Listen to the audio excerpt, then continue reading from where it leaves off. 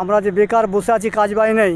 এই যে মাঠের আমাদের যে জমিদারির আমল থেকে আর মাঠের কোনো সংস্কার হয়নি, এই সমস্যাগুলি সমাধান হয় তার জন্য প্রশাসন বা প্রধান panchayat BDO office, SDO office থেকে যাতে এই রায়নগর পশ্চিমের মাঠের এই ড্রেনেজ ব্যবস্থা, নালী ব্যবস্থা যাতে শুরু হয়। কিন্তু এখন এই মেশিন এসের ফলে সুবিধা কি হয়েছে, অসুবিধা কি হয়েছে? আমাদের সব সুবিধাটাই ভালো হচ্ছে। এই মেশিনের সুবিধা কিন্তু হলে কী হবে, আমাদের হাতে কাটলে ঘরের খড়, গরু আছে, খড়ডরের সুবিধা হয় আমাদের এখানে, আর ধান এতে নষ্টটাও কম হয়। ব্যাপারটা হচ্ছে যে, নমস্কার, আমরা এই মুহূর্তে আপনাদের সামনে তুলে ধরার চেষ্টা করব রাজনগর যে পশ্চিম মাঠ, সেই মাঠের যে ধান কাটার চিত্র। তো এখানকার যে চাষিরা, তাদের কিন্তু মূলত একটা অভিযোগ রয়েছে যে এখানে কিন্তু চাষযোগ্য যে জমি, সেই জমিতে ভালোভাবে কিন্তু সংস্করণ হচ্ছে না, যে কারণে কিন্তু যে চাষের জন্য যে জলের প্রয়োজন, সেই জলের কিন্তু ব্যবস্থা ঠিকভাবে তারা পাচ্ছে না। তো এই দিক থেকে কিন্তু পঞ্চায়েত বা যে সমস্ত সরকারি কর্মদক্ষ রয়েছেন এই কৃষি জমিগুলি রক্ষণাবেক্ষণের জন্য, তাদের কিন্তু একটু নজর দেওয়ার দিকটা তুলে ধরার চেষ্টা করার জন্য এই ভিডিও। সাথে সাথে দেখবেন আজকের এই ড্রোন ভিডিও এবং চাষিদের কি বক্তব্য এই ধান কাটার মেশিন নিয়ে, সেটাও কিন্তু আপনাদের সামনে তুলে ধরার চেষ্টা করব। সাথে সাথে দেখতে পাবেন যে কিভাবে ধান কাটা হচ্ছে, এখন নতুন যে প্রযুক্তি, সেই ধান কাটার মেশিন, সেই মেশিন নিয়ে কীভাবে ধান কাটা হচ্ছে, এবং এর সাথে আরও জানার চেষ্টা করবো চাষিদের মুখ থেকেই যে এই ধান কাটার মেশিন আসার ফলে কি সুবিধা হয়েছে বা কোনো অসুবিধা হয়েছে কিনা, সেটাও কিন্তু জানার চেষ্টা করবো। তো চলুন সরাসরি ড্রোন ভিউ দেখুন, সাথে সাথে বক্তব্য শুনুন, কেমন লাগলো সেটাও জানাবেন, আর একটা শেয়ার করে দেবেন। আর এই ধরনের যদি ভিডিও আরও দেখতে চান অবশ্যই কমেন্ট করবেন। ভালো থাকুন, দেখতে থাকুন বং মৃণাল।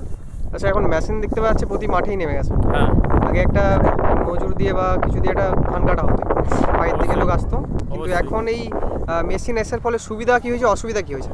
আমাদের সব সুবিধাটাই ভালো হচ্ছে। এই যে দেখুন, এই যে জমিটা এইভাবে যে কাদা হয়েছে, এইটা কি কেউ নেমে হাতে করে কাটতে পারতো? কারোই কোনোদিন সম্ভব ছিল না। এই মেশিন এসেছে বলে আমরা কাটতে পারছি, আমরা জমির ধান বাড়িতে নিয়ে যেতে পারছি, ঠিক আছে?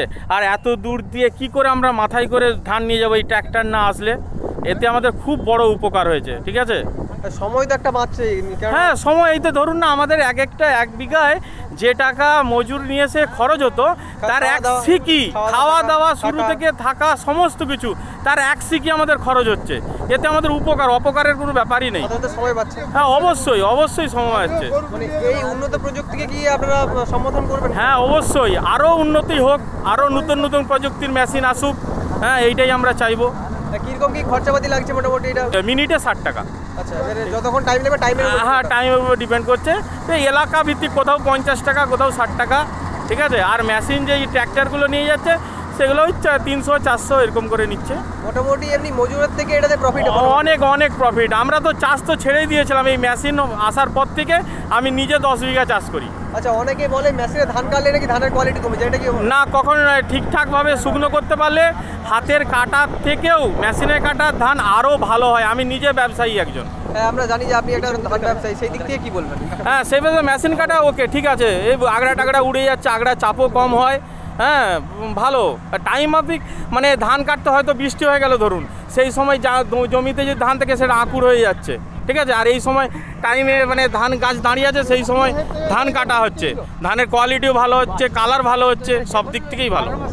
আচ্ছা, এবছর ধানের ফলন কেমন? না, ফলন ঠিক আছে, অসুবিধা নেই। একটা ধসা, একটা উপদ্রব হয়েছিল, কিন্তু ধানের যেটা দেখলাম মোটামুটি সেই ধসার যেটা মাইনাস ছিল, সেটা কোয়ালিটি ঠিক হয়ে গেছে। আপনি তো একজন ধান ব্যবসায়ী বা ধান ক্রেতা, সেই দিক থেকে কি মনে করছেন? মানে এবছর ধানের কি মানে প্রফিট থাকবে মোটামুটি মনে? অবশ্যই থাকবে, তবে এত তাড়াতাড়ি বিক্রি করবেন না, একটু ধৈর্য ধরুন, ধানের দাম আসবেই। আপনার নাম? আমার নাম অভিনন্দন ঘোষ, বাড়ি রাজনগর। এই যে মাঠের আমাদের যে জমিদারির আমল থেকে আর মাঠের কোনো সংস্কার হয়নি, নাহলে জমিদারির আমল থেকে মাঠের যে নালা টানা যেসব ছিল, সেসব এই জবকাট্টাপকাটের মাঝে কাটা হতো, কিন্তু এখন তো প্রায় সব বন্ধ, যার ফলে এই জমির কোনো সংস্কার হচ্ছে না। আমাদের এই যে দেখুন না, এরকমভাবে তোবরা জমি, এইসব ক্যানেল ছিল, পুরা ক্যানেল নারাজল থেকে, সামার থেকে, রামগড় থেকে, সেখানে বাজরা শিমুলা থেকে এই ধারের জল পুরা মাঠ দিয়ে, হ্যাঁ, সেখানে মাঠে বিল আছে, বিলের ক্যানেল দিয়ে সেভাবে বেরিয়ে চলে যেত, দিয়ে একবারে নদীর সঙ্গে শিলাবতী নদীর সঙ্গে জলটা, মাঠের জলটা আমাদের ড্রেনেজ হয়ে যেত। কিন্তু এখন আর সেরকম কোনো তো সমস্যা নেই। এখন তো এই 10 বছর জবকটের কাজও বন্ধ, সব কিছু বন্ধ, যার ফলে কোনো কাজও হচ্ছে না। আর আমাদের এই চাষিদের এইরকম জল তোবরা এরকমভাবে, এই দেখুন না গাওয়ান জমিগুলো কীরকমভাবে মেশিন নিয়ে কাঁপছে, কত ক্ষতি হচ্ছে চাষির। ধান আদা নষ্ট হয়ে যাচ্ছে। হ্যাঁ, যাতে আমরা প্রশাসনের কাছে চেষ্টা করব যাতে আমাদের এই খান নালাগুলি যাতে এই রাজনগর পশ্চিমের মাঠের যাতে নালা সংস্কারগুলি হয়। হ্যাঁ, এই নদী দিয়ে যেমন জল ঢুকে সেরকমভাবে ড্রেনেজেতে বনে খালগুলি সংস্কার করলে বন্যারও আমাদের কিছুটা সংস্কার হবে, এই সমস্যাগুলি সমাধান হয়। তার জন্য প্রশাসন বা প্রধান পঞ্চায়েত বিডিও অফিস, হ্যাঁ, এসডিও অফিস থেকে যাতে এই রাজনগর পশ্চিমের মাঠের এই ড্রেনেজ ব্যবস্থা নালী ব্যবস্থা যাতে শুরু হয়, তার জন্য আমি জল নিয়ে একটা সমস্যা আছে। হ্যাঁ আছে, চাষের তো সমস্যা আছেই, সেরকম কোনো পদ্ধতি পুরা যে গভীর নলকূপের সাহায্যে যে জল তুলন করে সেরকম তো পুরো মাঠের সংস্কার নাই, যার ফলে এবছরও কিছু কিছু এলাকায় অর্ধেকটা কিছু কিছু অংশে চাষ হয়েছে, কিছু কিছু অংশে হয়নি, আবার কিছু কিছু অংশে মরে গেছে শুধু নামর দিকে, ওইটার দিকে হরিজিগড়ার দিকে। হ্যাঁ, মাঠগুলি সমস্যার ব্যাপার। আপনার নাম? আমার নাম অসিত ঘোষ, বাড়ি রাজনগর। ব্যাপারটা হচ্ছে যে সামনেই তো দেখতে পাচ্ছি মাঠে মেশিন দিয়ে ধান কাটা হচ্ছে, প্রায় এখন 90% মানুষ মাঠে মেশিন দিয়ে ধান কাটার চেষ্টা করছে। তো সেখানে দেখছি আপনি হাতে ধান কেটে বাঁধাচ্ছেন, পরবর্তীকালে এটা নিশ্চয়ই বাড়িতে নিয়ে যাওয়া হবে, পরবর্তীকালে যা কাজ আছে সেটা হবে। তো এইখানে মেশিনে না কাটিয়ে আপনি হাতে করছেন কেন? হাতে ঘরে গরু আছে, গরু খাদ্যর জন্য নিয়ে যেতে হচ্ছে। আর হচ্ছে এখানে এই খড়টা আমরা হাতে কাটলে ধানের নষ্টটা কম হয়, জমিটাও ভালো পরিষ্কার পরিচ্ছন্ন থাকে, আর নোংরা কম হবে। আর এখানে হাতে কাটলে আমাদের সুবিধা আছে মানুষের, আমরা যে বেকার বসে আছি কাজ বাই নেই, এতে আমাদের আমাদের এটাও তো টাকা পয়সা সেভ হচ্ছে। এতে সেভ হলে আমাদের কিছু পয়সা বাঁচলো, কিছু সেই বাঁচার জন্য আমাদের কিছু কাজে লাগে পয়সাটা। সবসময় তো যে আমরা মেশিনে কাটলে পয়সা তো আমাদের খেটে খাওয়া লোক, আমাদের চাষে যেটা উপকার হবে চাষ থেকে সে পয়সা চলে যাওয়ার পর সে পয়সাটা আমরা পাবো না। মোটামুটি মূলত তার মানে কিছুটা হলেও সেভিংস হচ্ছে, তার পাশাপাশি যে নিজের কাজটা সেটাও আপনি করতে পারছেন। হ্যাঁ, নিজের কাজটাও হচ্ছে, বেকার ঘোরা বেড়ার থেকে লোকের কী হবে, পয়সাটা আমাদের কিছু সেভ হচ্ছে তো। আচ্ছা, আর পাশাপাশি যেটা হচ্ছে যে ধানটার যে খড় সেই অংশটা কিন্তু বাঁচছে, যেটা গবাদি পশু খাদ্য হিসাবে আমরা কিন্তু দিই, গবাদি পশুরা খেতে পাচ্ছে থেকে। আচ্ছা, কিন্তু ওটা মেশিনে কাটলে ওটা নষ্ট হয়ে যাচ্ছে নাকি? হ্যাঁ, খড়টা নষ্ট হয়ে সবাই তো নিয়ে যেতে পারে না, কিছু কিছু লোক নিয়ে যায়, সেই খড়টা বেশি দিন থাকে না। এই খড়টা আমরা গাদা দিয়ে যত্ন করে রাখলে 1 বছর ধরে ব্যবহার করতে পারি। আচ্ছা, আপনার নাম? আমার নাম শুভেন্দু সামন্ত, বাড়ি রাজনগর।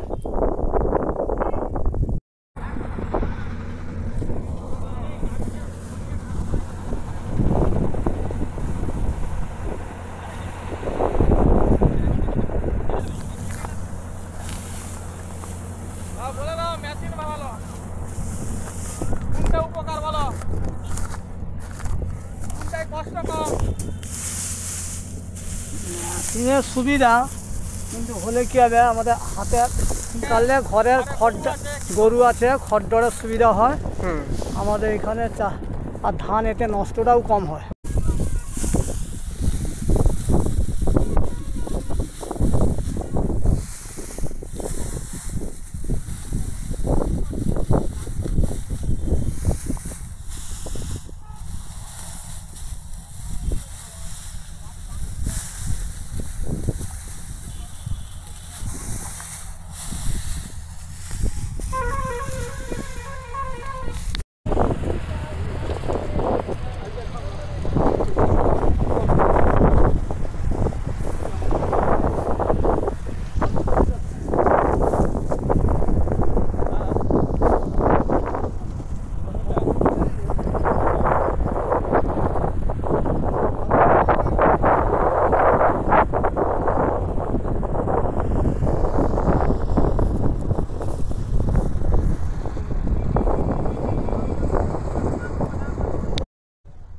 আছি আর কি, আপনাদের দয়ায় বেঁচে আছি, বলুন আর কেন। সব কত 2200-2300 টাকা কিনছে দেখছি, এই আমাদের এই পাশে সব কিনছে 1800 টাকা বাড়িয়ে ধান, মানে 1 রোজ 2 রোজ, মানে 1800 টাকা। না, আমি কিনতে শুরু করিনি এখন, মিলে এখনো খালি হতেই শুরু করেনি নতুন ধান, কি দামে লোক।